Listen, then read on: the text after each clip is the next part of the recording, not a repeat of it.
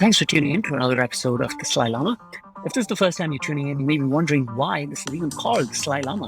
It's because I slyly pretend to be a product manager for products that I did not build, and where the information is only marginally less useful than what you get from the real Dalai Lama. So why am I doing this? After spending hundreds of hours of talking to users, I feel I'm uniquely qualified to share with you a hack to talk to your users. We always hear about how important it is to talk to your users when building product, but in my experience, people are either afraid to do it, silence can be terrifying, you're thinking about what to ask them next, you're not listening to what they're saying, or you just check the box by running through some questions quickly. And in both those situations, you end up with features that don't ship and products that sit on shelves. So the format for this is I'm going to pick up a product at random from Product Hunt. It may be a product of the day or product of the week. I'm going to find the user that this product's intended for. I'm going to chat with them for 10 minutes. The outcome should be some useful information for the team. To prove that this hack works, I'm just going to go in cold. All right, with that, let's go.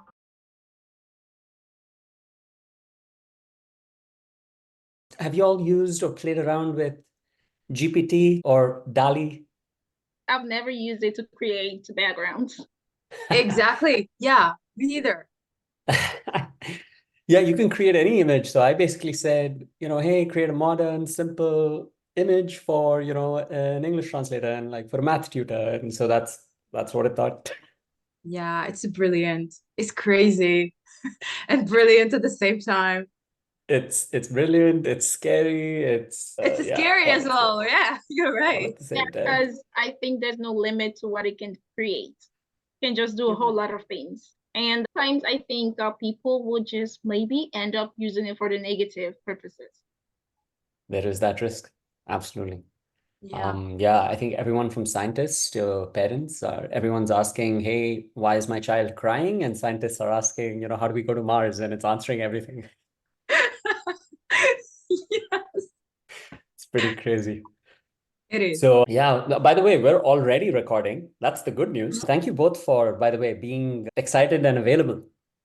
Yeah, and thank you for giving us this opportunity, to talk about our freelancing journey, which is a really hard one. Yeah. So it's time for us to complain, We're happy with that. Yeah, and the thing is, no one actually asks, no one ever asks, like, what are the challenges you've encountered? What problems have you had? And when it comes to the money aspect, I have had quite a lot of problems with these payment platforms. And it's in my country, it's something that you can just like maybe keep quiet about because you're trying to be security conscious. Yeah, you're earning in foreign currency, but you're not supposed to go all around talking about it because you're concerned about your safety and a lot of other things. So you just cry yourself to sleep and then you endure all alone. You both talked about challenges. Omema, more generally about your freelance journey. Amaka, specifically around the payments aspect of it. I want to start at that kernel and then maybe work our way out. So just because Amaka, you're at the top left of my screen and Omema, you happen to be at the bottom, I'll just start at the top left. And yes, so, sure.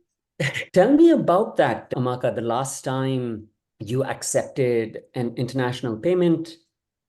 What happened? Why was it challenging? You dropped a few nuggets there about security, not saying anything. So yeah, talk to me about the last time you had to accept an international payment. Okay, my last challenge was, I think, last month. Yeah. Okay, earlier this month, like the first week of April. Yeah. Mm-hmm. So I got contact for this focus group, like a group discussion like this. And then at the end, they paid. And I think it took like a week for them to make payments. And the online platform I use just sent a notification to my email asking that I send the proof. So I started using that platform last year. And when I got my job, the job I'm doing right now. So when I started working with them, I think the first two payments, I was asked to send proof. I sent proof of my relationship with the person, proof of my career. I was asked to send, I think, a profile and a whole lot of other things. And I had already sent my ID card, national ID card, when opening the account. So they already had an idea of who I was. But now I'm asked to send the receipt of the transaction. I'm asked to send proof of payment of proof of my relationship with the person and other things. So when this last payment came, I got the email, but I hadn't gotten alert. I hadn't gotten the transaction alert. So I was uncertain as to what the email was for. So I didn't reply immediately. And then the next email I got, like 3 or 4 hours later, they said they were going to reverse payments. And the money actually was reversed. So I had to send out a lot of emails to them. And then the client out send the payment, and yeah, they agreed to send again. And then I went to the bank I reached out to the bank and I asked them to check my account. I got payment and you reversed it. Now I'm expecting another one. So I'm checking with you first before I send in my details again, just to be sure it doesn't happen again. And they asked that I go ahead. So I went ahead and asked the client to send the money again, which they did. And the bank still did the same thing. I was asked to send all the documents again. So I just did. And then they asked that I send the receipts of the transaction, which I asked the client for. And luckily, they quickly sent it. So the second payment wasn't reversed, unlike the first one. But it's a lot of trouble with the sending receipts, sending screenshots, sending emails, messages, all of that can be overwhelming. Yeah. Interesting. So just to double click on that, this started at the beginning of the month and today is April 16th here and for y'all. So it took maybe a couple of weeks for this to close? 10 days? It started in March. The first one happened in March. Yeah. And they reversed the payment, and I just took like a few days to like soak it all in. Yeah. And then I did the reaching out again, and at the end, everything just got resolved earlier this month. Yeah. Umema, I'm going to get to you in a second, but let's double click on what Amaka just said. Amaka, so all of this happened in March, and tell me a little bit more. So what platform was this? Were the challenges you faced with your bank, or was it with your client who was paying you? So in no particular order, what platform was this where you conducted the transaction? And then who was the customer? Even if you don't want to name the client, maybe you can characterize them. Was it a large company? Was it an individual like myself? Was this an ongoing project, meaning will you now engage with them again and again recurring, or was it a one-off? Is this an opportunity for a full-time, maybe opportunity with this company? So give me a little bit more context around this episode. Okay, so the online platform I use GeekPay. Yeah, and then the client, yeah, it's a big company actually, but the issue is, I'd say my company has a bit of a negative reputation when it comes to money in the public eye. So I think the issue was with the name of the client, where the money came from. So they were really concerned. And I guess that's why they needed all of that verifications. And was this an international transaction? Where's the customer based? Yes, I think the customer is based in UK. It's a UK-based customer. Got it. And by the way, Umema, if you have questions as well, feel free to jump in and likewise, when maybe we're diving into your example, Amaka, if you have questions, feel free to jump in as well. So got it. So and just to kind of peel into that some more, Amaka. So you met this client on GigPay, or is GigPay just the transaction layer for this, meaning just the payment railway? No. Yeah, it's just a payment platform. Just the payment platform. How did you meet this customer? I was reached out. They reached out to me to participate in a group discussion. And was something this like on? This. Yeah. And by the way, we didn't actually give a quick background. So Amaka, you're in Nigeria. Umaya, you're in Tunisia. I'm here in California in the US. We all met on a platform, Upwork, and that's how the three of us are now in the Zoom call. So got it. So Amaka, you met this UK-based customer on Upwork as well, correct? No, not Upwork. I use different freelancing platforms. Different freelancing platforms. Got it. So you found them there, or they found you there. Was that engagement portion easy? Like, what did you have to show? Did you have to show proof of ID and things like that at that time? No, no, no. That wasn't necessary. I already had the account. Got it. So even to have an account, say, on an Upwork or this other platform, what are some of the pre-steps you have to take? You have to have a bank account. Talk to me a little bit about how you had to set up to even be available on a platform like Upwork. Yeah, so you'll be asked for your ID, just to be sure you're a real person and that the name you bear in matches with the name and the ID. So you'd submit ID, I think also a picture of your face to be sure that it matches with the one on your profile. And then you put your bank details. It has to be the same name. Everything has to be correct. It has to bear your name. Also, when you're withdrawing, so your payment bank has to be the same name. Yes. So if you're using 3 names, everything has to be accurate, just to be sure that it's your money and it's you they're dealing with. So, Omema, I'm going to switch to you, even though I have like way more questions for Amaka on her. We'll come back. Talk to me about your previous episode, Omema. So when was the last time you accepted an international payment? And what was that experience like? So usually on Upwork, it's safer than other platforms. So because you get an international transaction directly to your bank, so you don't have, I don't have to provide papers to the government or to the bank to prove that I am actually doing work. But and I'm getting like not really huge sums.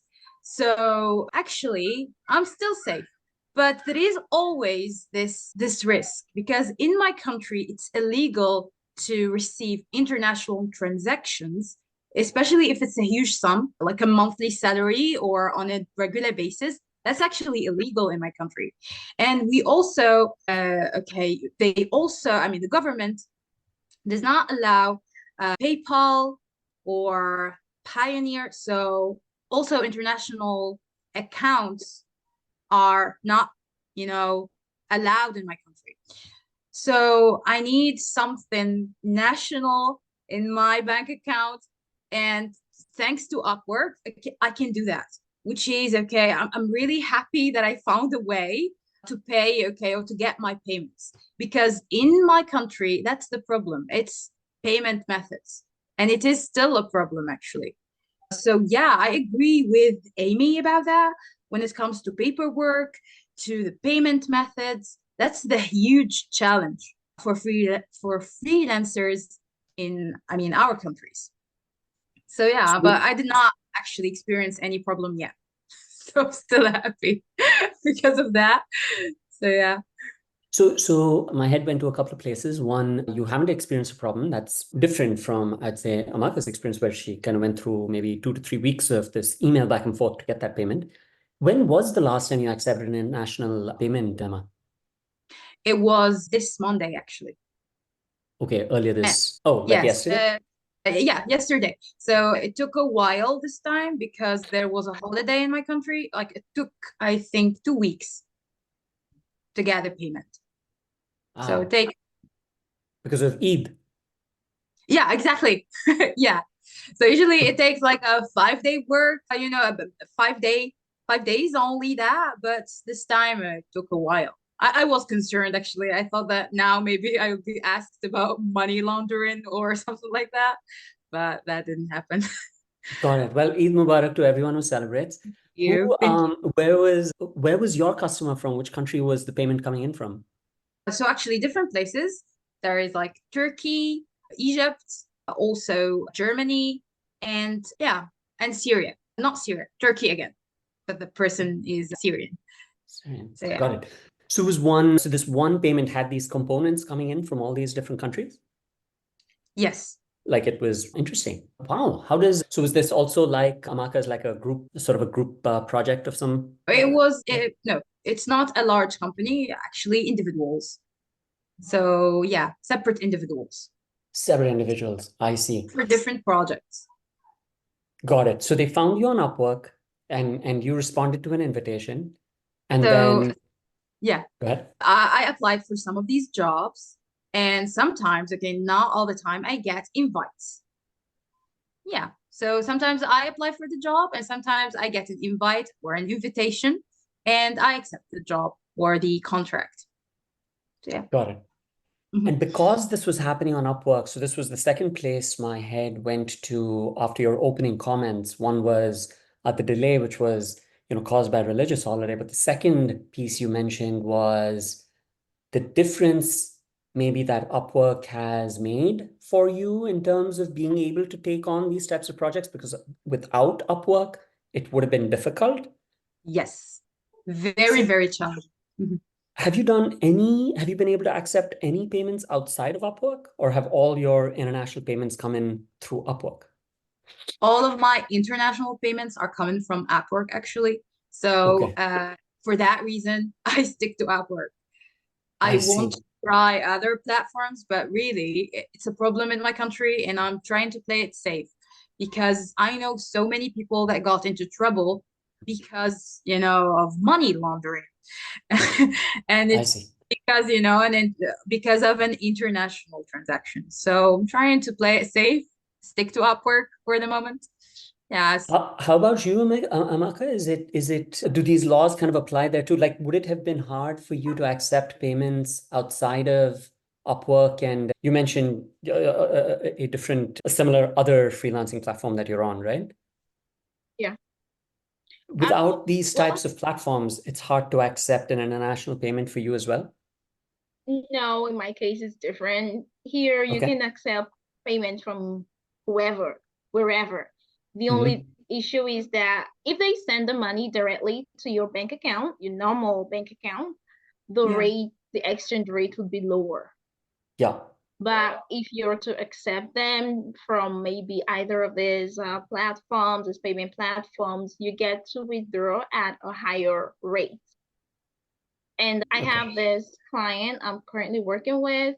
They are a Russian company. So yeah, when I started working with them last year, the first two payments had chat issues because I had to do a lot of verifications and I had to prove so many things. I had to send my LinkedIn profile, my Upwork profile, a lot of things. And then I think after 3 transactions, something like that, they got used to that name, the name of the accountant, the company's accountant. So now if they send money, I no longer get notified to prove myself and prove my identity and prove my occupation. So now they know that this person is my employee. So the money just comes directly. And if I'm to accept money from any other person, any other platform, any other client from any other region, it will still come in, but the only issue is that I have to explain the source of the money. So the only challenge there is with the verification. They have to verify it. They're quite thorough, but they don't have limitations to your funding. So in Tunisia, Umema, you're saying if I just wanted to like PayPal use some money or Venmo use some money, I don't know if you've heard of Venmo, it's another app we all use here. I couldn't do it. You couldn't. It's totally illegal. Totally illegal. Wow. Yeah. And Amaka, what you're saying is if I could do it in your case, but you'd have to explain like 5 things to the bank. Yeah, you have to explain. Not like the bank, the online banking platform. The online bank platform. And give me an example, like, so if I were to, let's see, so if I were to use PayPal, could I use PayPal to pay you, Amaka? Like, for example, if I were to just transfer you some money, is PayPal the app you use? I would have to send my IBAN, that's International Bank Account Number. So with that, I can receive money from anywhere. Okay. But some people use PayPal in my country, except it's not reliable. So like I said, they kind of have a bad name with money. So with PayPal, sometimes they just get restricted. Yeah, you can receive money from PayPal today, and then tomorrow it just gets restricted. So PayPal here is not reliable. For me, that's the recipient. But for you, the sender, once I give you the IBAN, of the platform I use, everything is sorted out. I just have to prove where the money came from. That's all. Oh, Interesting. so like Amy, I have a question. Why is it you said PayPal is not reliable? How is Yeah, that? sometimes you can receive money, and then other times they just restrict the account, block the account. Yeah, So exactly. really, So the government does not- that, or the bank? I think it's coming. I think it's coming from PayPal themselves. Oh, really? Okay. Yeah, because of location. Uh-huh. Yes, yes. Mm. Ah, okay. Got it. Yeah, yeah, yeah. You mentioned, Amaka, you brought up another topic of foreign exchange. I'm curious for both of your experiences. Amaka, I think you said, and maybe correct me if I understood incorrectly, but you get a better FX rate through Upwork than if I were to use your IBAN number to transfer the money to you. No, if I get directly from Upwork to my bank account, that's the normal bank accounts in the country. Yeah. If I'm to get directly, it'll be lower than if I'm to use these other online platforms. Ah, okay. So the platforms offer a better rate than the conventional banks. Right. So if I were to pay you and it converts, you would get a higher conversion rate via Upwork than if I were to send that $10 through the IBAN number. No, the people with the IBAN number are the online platforms I use. So I will get a good rate compared to if I use the normal banks in the country. Yeah. I guess I'm a little confused, and I have the same question for you in a second. But Amaka, I guess I'm a little confused. So it makes sense to take the question there, I guess. What's the money flow here? So I have my bank account. I have a bank account here. I have it linked to Upwork. So it's linked to, we have two types of accounts here, a checking account and a savings account, but basically two types of personal accounts. I have my checking account linked to Upwork. And then when you say, hey, I've worked on a project for Adi for an hour or 2 hours or a day or whatever it might be, the amount automatically gets, I don't have to do anything. It just gets deducted from my bank account. Now tell me what happens and Upwork will show me that transaction. Now tell me what happens at your end once that's what happens at my end. Tell me what's happening at your end. Yeah. So at my end, it gets, if I use manual tracking, I get to register it. But if it's automatic, it registers that I have worked for maybe 2 hours. And then Upwork would put the money as pending. And on Mondays are paydays. On Monday morning, you get to review, you as a client gets to review the transaction. And I also have to review to be sure I'm not missing anything. Okay. And they give me a deadline, I think 11 a.m. That's like the deadline to review the if I miss any dates, for example, sometimes I work and I may not remember to input my time in. I work in hours. So if that happens, then they give me a few hours to correct that. And after that, the money comes in as from pending. I think it moves on to, sorry, could you please remind me? Like from in review to pending and then to your balance? Yeah, to pending, yes. From in review to pending. So, and then after like a week, so the following Wednesday, it now gets into your balance. Yeah, exactly. Yeah. And you can keep the money there for as long as you desire. Or maybe if your settings, you could set it to withdraw into your bank whenever it gets to maybe $500, or you could choose to just withdraw yourself. And then it will get into the bank or whatever payment platform you have input. Else it will just stay there in Upwork. So today's Tuesday. If I paid you today, Monday of the next week is when all this in review and pending happens. You review it, I review it. And then after that, it takes, is it the same Wednesday, like 2 days later that it appears in your, no, the following week. Oh, the following week. Oh, wow. So today, yeah. So we're 2 weeks out. So basically today's Tuesday, you're saying till next Monday and then the Wednesday after that. So that's 2 weeks out. Yeah. Yeah. How about you, Omema? Is this all the same for you as well? Yes, exactly the same. Exact same process. That's how so you've got Upwork the Monday. works. That's how Upwork works.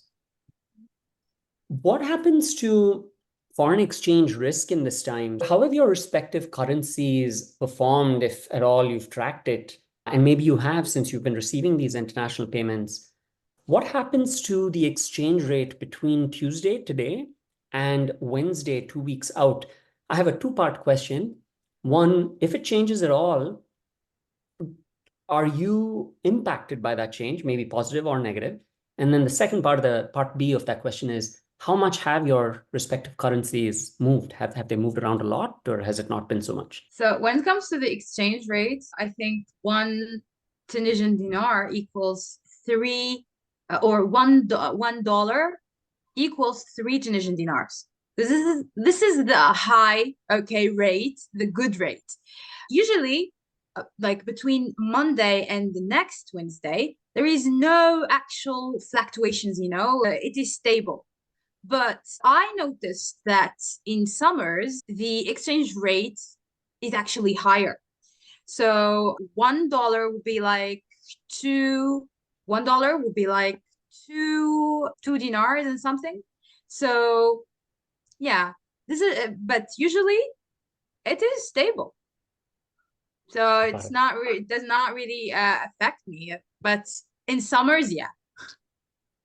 Got it. So how about you, Amaka? Well, I wish I could say the same. Right now, our currency is fluctuating.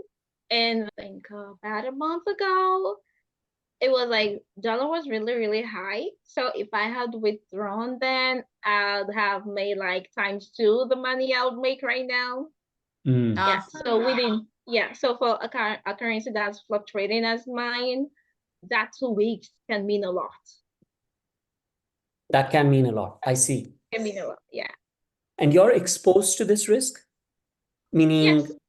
Okay. Yes, it's something we have to deal with. Sometimes you withdraw at a really high rate and you're happy. Next time, you might calculate maybe the money. Let's say you're working on a project and you already have this amount in your head and you have a list of things you'd like to do with it. And then maybe when it comes 2 weeks later, the rate is really low. So now you have to reduce your budget and you have to take away some things that you'd wanted to purchase. Interesting. Yeah, I think what I'm taking away from this is, end of the day, I mean, there's layers to kind of peel into each of those things you told me, like opening a bank account, all those KYC, the know your customer steps, showing ID, proving the ID and your photo are the same, so each of those little steps, there is a lot to kind of peel into to understand how Upwork effectively, or any platform, I'm just saying Upwork since we met there, but how a platform like Upwork could potentially solve those steps to make it easier for someone like you. But, and we could spend sort of hours, if not days, kind of really peeling into that. But given that this is a short form podcast, I wanted to, and I'm going to put those down as future conversations. I'd love to chat with y'all again in the future and really kind of get into the weeds, maybe share screens, draw up little workflows and things like that. But I was curious we're about 30 minutes, 40 minutes maybe into this. So I wanted to just zoom out of this and ask y'all about your own respective freelancing journeys. Remember, you kind of kicked off the call with that. What were you doing, English tutoring and translating? Is this the day job, or do you do this simultaneously with another job? How did you find Upwork? How did you get into this? Is this something you enjoy? Is this something you see yourself doing? And related to that, do a lot of your friends, people do this as well? Is this on the rise? Is it on the fall? Like, talk to me a little bit about freelancing in Tunisia and in you and your circles. So definitely Upwork is on the rise in my country. And a couple of my friends use the platform. And one of my friends, is really, really good at this. And she's a top rated, Upwork freelancer. And I think that, so let me go back to the first time I heard about Upwork. So I was in class, actually in university, and a teacher or professor told the classroom about Upwork. And my friend, okay, right away started to do research about this. And I got hooked as well. So it was really tough at first. So I have graduated, started to work as a teacher for 2 years in a school here in my hometown. And then, and I did set up an account in summer, an Upwork account, but it was really, really hard to land a first job. And Amy, for sure, you know this. It is really, really hard. So it needs a lot of patience and, a lot of consistency and faith that you will land that first job. And I did land that first job in summer. So it was a vacation, it was holiday for teachers. And I taught English for 1 month. And that was the moment when things started to work for the best. And I enjoy working. So I stopped working in that school and I decided that I should maybe work more on my skills and even consider the fact of being a full-time freelancer. So it is a long journey, but a very exciting one. And it is like a roller coaster because at some weeks you will have a lot of work to do and a lot of projects. At other weeks you have nothing.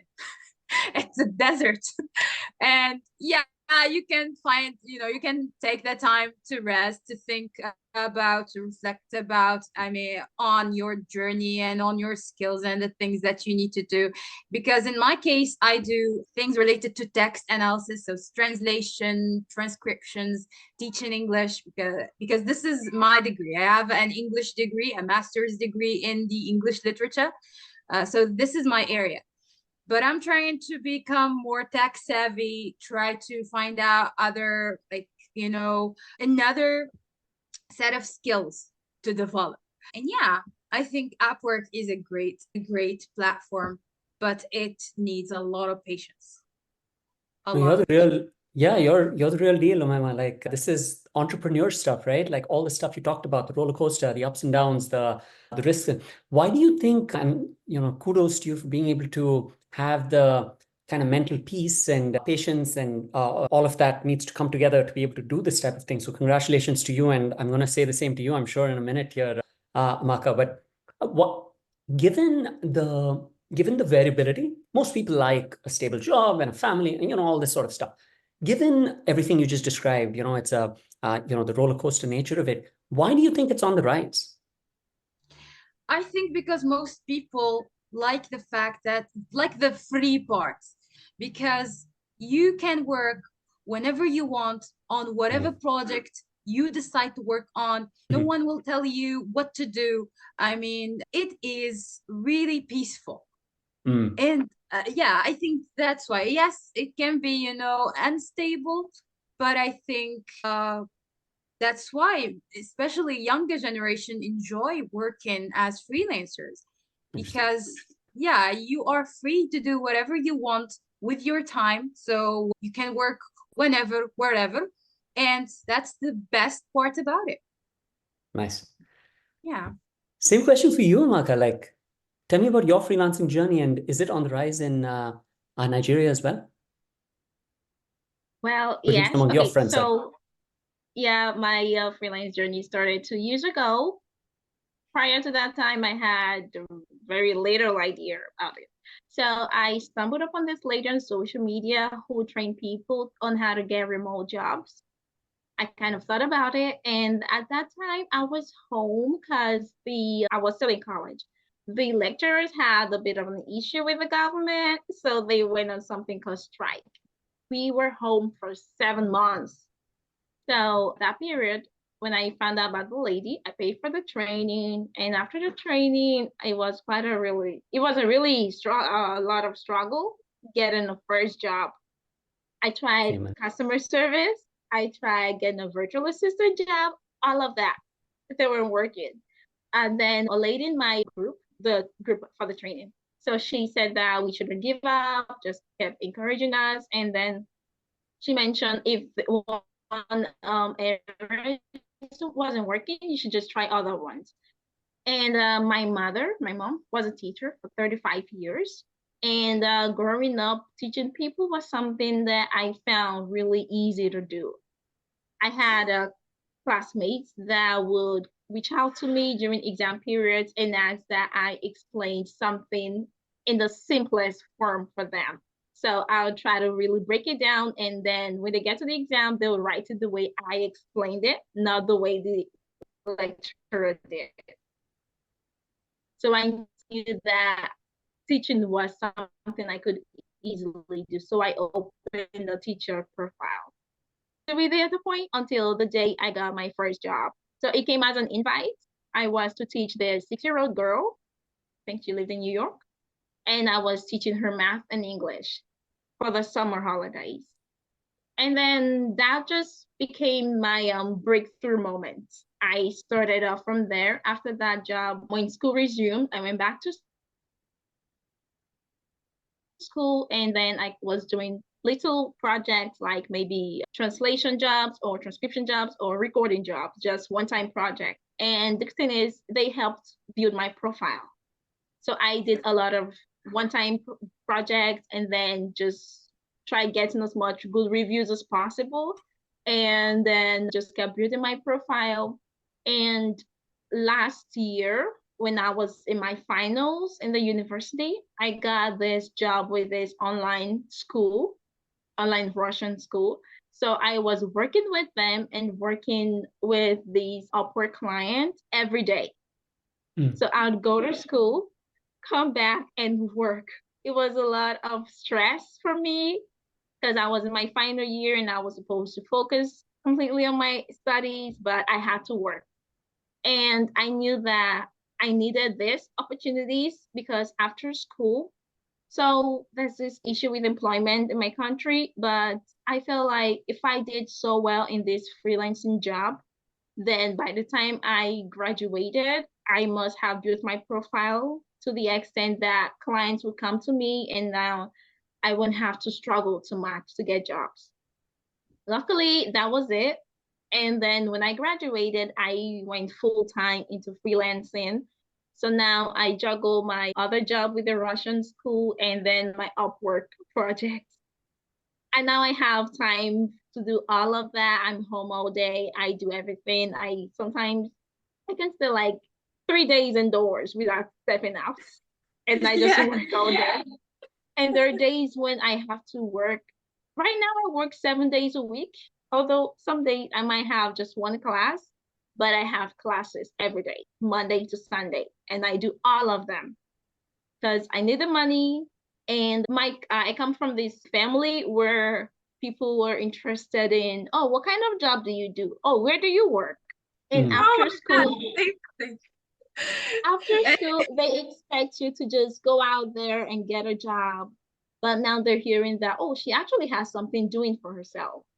And then now you're no longer asking anyone for money. You can at least put some of your bills or all of your bills. And I just put the whole of my heart into it because this is all I want to do. So I feel freelancing, like she said, young people these days just want this freedom to work as they wish. So the lady that trained me that I did the training with for the remote jobs, she does trainings every month. And a lot of people are now more interested in remote jobs than their normal regular 9-to-5 jobs because you get to stay home, you get to work from wherever you are, you get the freedom to choose what projects you want to work on. And then as you're working, you get the opportunity to upgrade. So that's one thing that a lot of full-time employees don't get to do. So they just focus on their work. But this one, when I finish, right now I'm looking to switching, like not like switching completely, adding other things to my list. So I can do that while still working. It wouldn't affect my job. It wouldn't affect my students. My boss will never know what I'm doing. I can be working with them and then accepting other projects on Upwork. It's no one's business as long as you're able to deliver. That's what matters most. So right now in my country, I'd say that freelancing is on the rise because, well, there aren't much jobs actually, and then everyone now wants to work with peace of mind. So you want to work with these good clients, you want to earn in foreign currency that will be higher than what other people earn. And then, but the only thing is we kind of try to stay calm a little bit because we have to be security conscious.